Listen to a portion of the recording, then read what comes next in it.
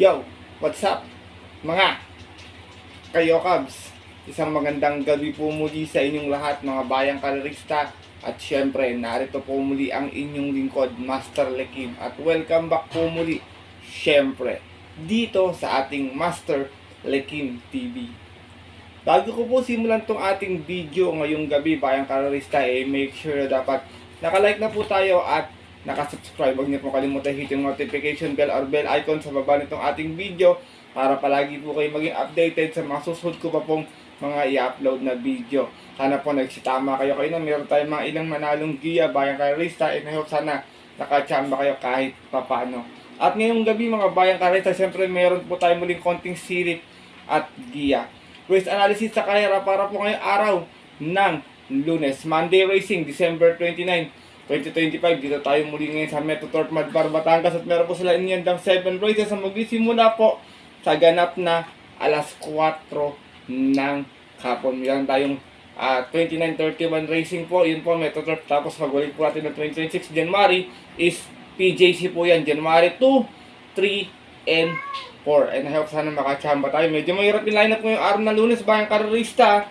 Wala akong nakitang panolo. Medyo makapal ng konti ating lineup. Sipat kayo maigi ng dihado, maliban sa mga ibibigay ko pong mga dihado. Siyempre, patuloy pa rin atin yung no bearing no effect natin hanggang December 31 po yung bayang karerista. Na siyempre, hindi ko na rin po papatagalin agad ito at tara putahan natin agad dyan. Matapos lamang po siyempre yung ating maikling intro. Kaya let's go mga kayo Cubs!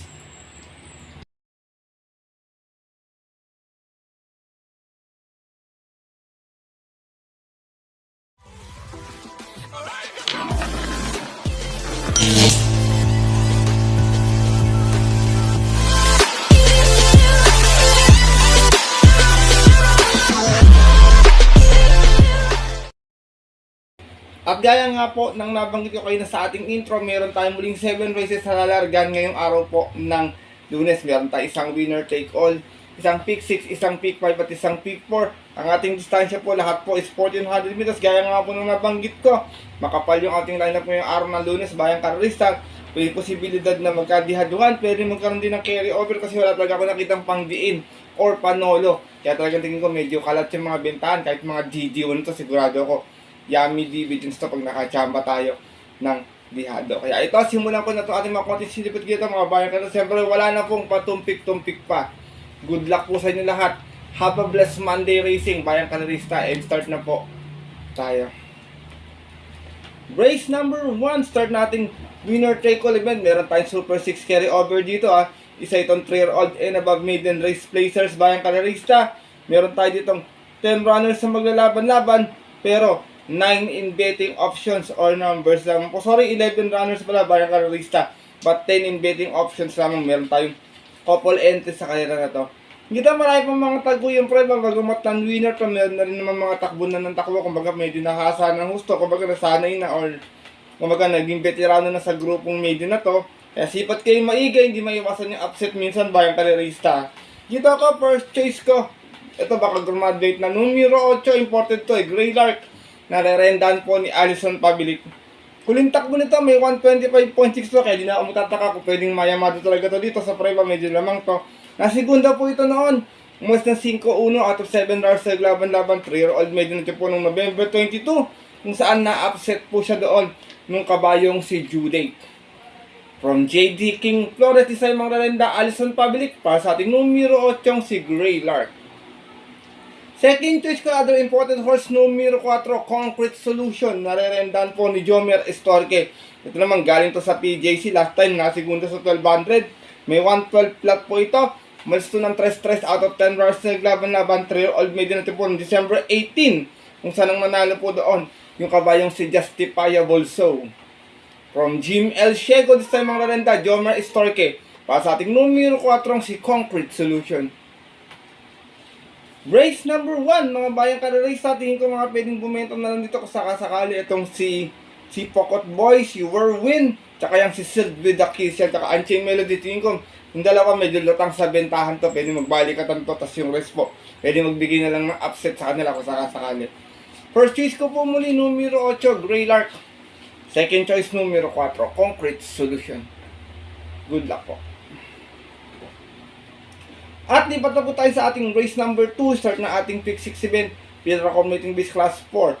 42.56, meron tayong 9 runners na maglalaban-laban na medyo magandang karera din. Bayang karerista, tingin ko, pwedeng magkadihaduan. Kaya ito, meron akong long shot dito. Sinubukan last time to, malakas yung laban. Baka medyo bagong baba ito sa grupo. Baka this time, pwedeng bumenta rin o pwedeng makadihaduan.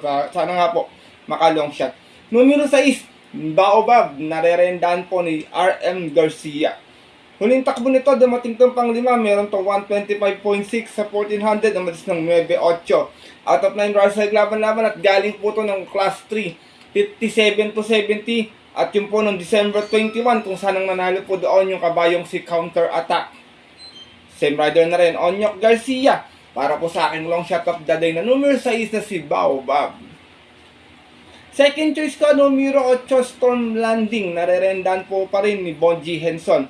Ito naman, last run, 1200 ang tinakbo. May 11.4. Na-tercera ito, malis ng 3-3 out of 7 runners na naglaban-laban. Same rating base at po ng December 19 naman. Doon po sa kayarang napanalunan ng kabayong si Calculus. Same rider na rin, Bonji Henson. Para sa ating numero 8, yung si Storm Landing. Sinasama kong third choice, another imported horse, numero 5, River Rose, na nirendaan po ni Pabs M. Cabalejo. Ito may 124 plus sa katawan to. Nasigunda to noon, namasan sa 5 out of 9 runners na naglaban-laban. Same rating base po dyan po ng November 23. Kung saan ang nanalo naman po doon yung kabayong si Charge the Castle. Same rider pa rin, Pabs M. Cabalejo. Para sa ating numero 5, si River Rose. Race number 2, bayang kalarista, makikita ko pwede magdala ng matcha rito, Sonic Clay, bubu yan, matulin din yan, bayang kalarista, si River Rose, Lucky Gem yan, medyo mainam manakbo, parang Tarsera last time yan, maganda rin pang dihad yan, sipag kayo maigi dito sa race 2 start ng pick 6. First choice ko po muli, long shot of the day, numero 6, Baobab. Second choice, numero 8, Storm Landing, at third choice, yung numero 5, si River Rose. Good luck po. At lipat na po tayo dito sa ating race number 3. Start na ating pick 5 event. Isa naman tong class 3, 57 to 70. 7 class 5 pala. Sorry, nalito ko rin Class 5, 17 to 41. Start na ating pick 5. Meron tayong 12 runners sa bagay-laban class 3. Pero ito yung grupo ng bayang karerista. Dito mga bayang karerista, maraming pwedeng bumenta rito. Wala akong nakitang outsider sa grupo na to. Tingin ko anything, anybody's race kumbaga. Pero dito ako, medyo napahinga lang na may katagalan pero parang hindi niya grupo to eh. Numero 12, first choice ko, Rocking Bell, narerendaan po ni GL Camaniero. Buwing takbo niya, may 129 plots siya, dumating siya pang 7, umalis ng 6-5 out of 10 runs sa laban-laban. Same rating din sa po ng September 27 last race, kung saan ang nanalo po doon yung kabayong si Captain Bob. From Jerry Shego Jr., this time mga nalenda, GL Camaniero. Para sa ating numero 12, si Rocking Bell. Ito malakas nilalabanan na ito ng mga nakaraan eh. Mas makakatanda ko, Yamado to nung natalo nitong last race. Second choice ko, numero 6, Electrify. Narerendaan po ni Jericho. Sira na itong kabayan nito. Ayaw na ito ng konti tatakbo. Yung medyo marami siyang dadaan. Ang gusto nito yung marami sila. Doon magaling manakbo to eh. Meron itong 128.2 na segunda to noon. Umas ng 6-6 out of 10 runs na naglaban-laban. Sa isang trophy race ng December 7. Doon po sa kayarang napanalunan ng kabayong si Hot Legs. Same rider na rin, Jericho Serrano. Para sa ating numero 6, si Electrify. Sinasama kong third choice, isa pang mamamahal dito. Last time medyo kinapos, numero 9, Work From Home. Narerendaan pa rin ni John Alvin Guse. Meron tong 120 flat, 120.6 last time sa PJC 1300 meters na. Segunda ito, Bayapoto. Mas ng 6-6 out of 6 stars na naglaban-laban. Same rating message po ng December 24. Nung po sa kayarang napanalunan ng kabayong si Boy Wonder. Same rider na rin, John Alvin Guse. Para sa ating numero 9, si Work From Home. Race number 3, bayang kalarista, maraming may mga panalo dito. Sipat kay Maigay, May 10, galing sa panalo yan. Anyo na 26, maganda na rin yung kinilos last time. Walking on Sunshine, medyo mababa na rin sa grupo. The Republica, baka nagpapaglang ng kalawang. Kaya ito, tingin ko medyo pwede kayo magdami rito kung may pang capital or meron kayong bakas-bakas, bayang kalarista, maganda dito sa race 3 team ko. Medyo kakalat yung spread. First choice ko po muli, numero 12, Rocking Bell. Second choice, numero 6, Electrify. At third choice, yung numero 9, si Work From Home. Good luck po. At narito na po tayo sa ating race number 4. Start nating pick for event. Pira committing this class 442.56. Meron po tayo ditong 10 runners na maglalaban-laban dito pero 8 in betting numbers lamang bayang kalerista. Dito first choice ko galing sa pahinga pero mainam to bago na pahinga. Numero 2 Frugality, narerendahan po ni Jim El Ciego. Huling takbo niya dumating to pampito, may 125.8 tumasan sa 5 out of 13 runners sa laban-laban. Same rating base po ng August 31 kung saan ang nanalo po doon yung kabayong si Romantic Story. From Pabs M. Caballero, di sa ibang nalenda, Jim El Ciego, para sa ating numero 2 na si Frugality. Second choice ko, medyo mababa na rin sa grupo to Numero 9, This Old Heart of Mine, narerendahan po ngayon niya, Apprentice Raymark Simasio. Meron to 124.8 sa katawan, bayang kalerista. Tingin ko, medyo kumukuha lang ng tamang tiyempo to. Natarsero to noon, namas ng 4-3 out of 6 stars na naglaban-laban. Sa rating base 42.56 at yung po ng September 28. Doon po sa kairang napanalunan ng kabayong si Madam Mayhem. From Onyok Garcia, pameno sa peso, di sa mararenda, Apprentice Raymark Simasio. Para sa ating numero 9 si This Old Heart of Mine. Race number 4, mga bayang kalari, sa tingin ko magaganda ng match rito, King Alexander M. Iba na rin yung pinacing niya last time, baka kasi kasakaling mapabayaan, makapatos, pwedeng makachamba. Kaya baka kursurado niya, pwede nyo sama kahit sa DD1. Tingin ko pwedeng makaraos to kung sakasakaling makakampihan. First choice ko po muna yung numero 2 Frugality. Second choice numero 9, This Old Heart of Mine. Good luck po. At narito na po tayo sa ating race number 5. Another pira committing this class 5-17-41. Meron tayo namang 13 runners na maglalaban-laban. And another anybody's race. Bayang kalerista, sabi ko sa inyo, mahirap yung lineup ngayong araw ng Lunes. Dito ako, first choice ko, medyo mababa sa grupo to. Numero 11, Imperial Queen. Narerendahan po ni Christian Pilapil. Meron to 128.2 sa katawan noon. Kung saan natarsera to, masang sa 5. Out of 14 runners sa laban-laban. Same rating message po ng October 12. Doon po sa kayarang napanalunan ng kabayong si Real Equity. From Saddam Pilapil, di sa mga rarenda, Christian Pilapil. Para sa ating numero 11, si Imperial Queen. Second choice ko last time, magtitinakbo ito. Sakaling walang ganong matuloy sa unang, pwedeng makaporma agad to. Numero 9, Sahib. Narerendahan po ni John L. Santiago. Meron naman itong 130.8 last run na segunda ito. Malis ng 1-2 out of 9 runners sa laban-laban.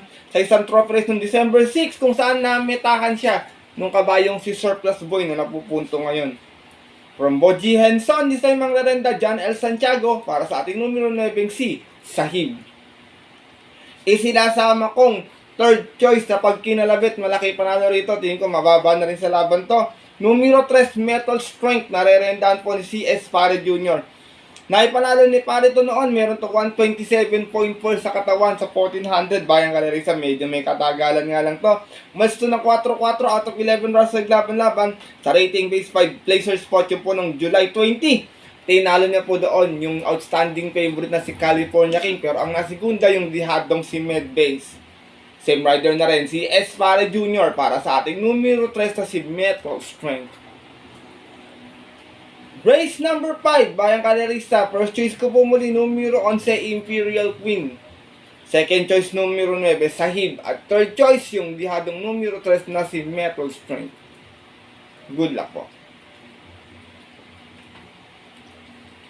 At narito na po tayo sa ating penultimate race ngayong araw po ng Lunes sa ating race number 6. Pira committing this class 4. 42-56, meron tayong 14 runners sa magalaban-laban or full gate tayo rito, bayang kalerista. Dito mga bayang kalerista, first hit ko to, matapang sa laban to, lalo na pag itong marami silang tatakbo, tsaka metro to, pista na to. Numero 9, galing sa panalo, Gintong Hari. Narerendahan po ni I.L. Aguila. Nalalo to last time sa PJC 1300, meron 117.8, banderang tapos 1-1 out of 7 runners sa laban-laban. Same rating sa po ng December 12. Tinalo niya po doon yung kabayong si Dome Sat 7. Same rider na rin, I.L. Aguila. Para sa ating numero 9, si Gintong Hari. Pwedeng mauna, pwedeng sunod to. May rimati itong kabayo na ito. Second choice ko, numero 14, Batang Kangkalu. Narerendahan po ni Alison Pabilik. Ito naman, may 126.4 last run. Dumating ng pang-apat. Umalis ng 12 Gs out of 12 bras sa laban-laban. Same waiting list at po ng December 21, race 1. Kung saan ang nanalo po doon, yung nakadihadong si Skydance. Same rider pa rin, John Allison Pavlik para sa ating numero 14 si Batang Kangkalu. Isinasama kong third choice numero 2, Graceful Gift, narerendahan pa rin ni Pabs M. Cabalejo. Doon sa karera nila Skydance, may 127.62. Dumating ng pang-7, umalis ng 6-7. Dumating ng pang-5, umalis ng 6-7 out of 12 bars sa laban-laban. Same date po, same winner, and same rider na rin. Pabs M. Cabalejo para sa ating numero 2 na si Graceful Gift. Ito, baka kumukuha lang ng tiyempo. Race number 6, penultimate race ngayong araw po ng Lunes. Maraming bebenta rito, bayang karerista, light from the east. Sinubukan last time yan. Natasha, medyo mababa na rin sa grupo. Katong si Elegant Lady, Golden Opportunity, yan tingin ko. Mga bebenta, tingin ko lang para sa akin, outsider ito, si Don Pedro, bayang karerista, tsaka si Everland. Sipat kayo maigi ha, penultimate race. Tingin ko baka magkaroon pa ng carry over kung sakali ba yung ang hirap ng lineup. First choice ko po muli, numero 9, Gintong Hari. Second choice, numero 14, Batang Kangkalu. At third choice, numero 2, Graceful Gift. Good luck po. At narito na tayo sa ating huling karera ngayong araw po ng Lunes sa ating race number 7. Para tingnan natin mga exotic bets, Spiro Committing Bis Class 5, 17 to 41. Meron tayong 12 bars sa mga laban-laban pero 11 in betting options lamang. Dito mga bayang karalista, first choice ko, veteranong kabayo na, numero 3, May Jopay. Narerendahan po ni Michael Jesus. Itong kabayo na to, sobrang baba na sa laban. May edad na pero tingin ko may tinatago pang buti ito eh. Baka kumukuha lang ng tiyempo. Meron tong 116 plus sa 1200 last time. Dumating itong pang-apat, umasan 3-6 out of 8 rounds sa laban-laban. Sa rating B 1741 po on December 19 last race. Dun po sa kayarang napanalunan nung kabayong si Top of the Mark. From Bamboy Ponce, design mga renda, Michael Jesus para sa ating numero 3 na si Mai Jopay. Second choice ko, isa pang veterano na rin, numero G, Chef Cut, narerendahan po ni JD Huko. Doon sa kayaro na yun, nasigunda to, may 115.4, umas din sa 5 out of 8 hours sa laban-laban. Rating by 1741 po on December 19 din. Doon din po sa kayarang napanalunan nung kabayong si Top of the Mark. Same rider na rin, JD Huko. Para sa ating numero, Jesus Chef. At napansin ko si JD Huko, buenas to sa Metro Trap eh. Laging nagpapanalo. Sinasama kong third choice, numero 6, na UT Angel. Narerendahan po pali ni CS Pare Jr. May mabigat nga rin kanyang pesa, 57 distance. Tingin ko medyo pwedeng makachamba ng diado to. Kasi hindi naman to natin bang last time, pero bumigat yung peso eh. Meron tong 130 flat last time, dumating itong pang 5. Umalis ng 2-2 out of 8 rounds sa laban-laban. Same rating base po dyan po ng December 20. Doon po sa kayarang napanalunan nung kabayong si Comeback Stronger. Same rider na rin, si S. Pare Jr. para sa ating numero 6 na si Naughty Angel. Last and final race mga bayang karalista ngayong araw po ng Lunes. Kung may masipot kayo sa inyong sa mga parating ang idagdag, huwag kalimutan magdagdag. Kung yung pang kapital, kung wala, pili na lang ng kurso na ng pupusuan. Ako may kutob ko, pwede mag-carry over yung karera. Basta masimulan lang ng 3 dihado yan, sigurado ako, promise, carry over yan. Makapal yung lineup, taka medyo mahirap talaga. Wala pong panolo, aminado naman ako bayang karalista. Sana makachamba tong ating ilang giya. First choice ko po muli, numero 3, Mai Jopay. Second choice, numero G, Chef Cut. At third choice, yung numero 6 na si Naughty Angel. Good luck po.